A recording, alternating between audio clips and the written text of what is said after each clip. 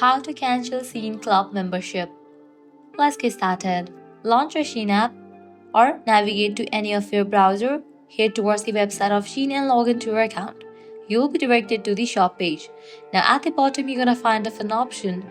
Navigate to the option of Me. Once you're on this page, you're gonna find an options over here. Click on the option of customer service given over here. Now at the bottom you're gonna find the option of customer service. Click on that option. This will redirect you to the support page where you can start the cancellation process. In the message box given at the bottom, type in cancel SHEIN Club membership and hit enter. You'll see an error message pop up. Don't worry, this is expected. Click on contact agent to move forward. This will open the ticket submission area where we can specify our request.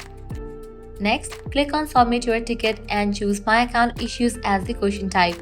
In the description area, write that you would like to cancel your SHEIN Club membership. Once we have filled everything out, go ahead and click submit. Since there's no direct option to cancel in your account settings, you'll need to wait for SHEIN support to handle the cancellation for you. And that's it. Hopefully this guide helped you out. If you found this guide helpful, do not forget to like, share and subscribe to our channel. Thanks for watching.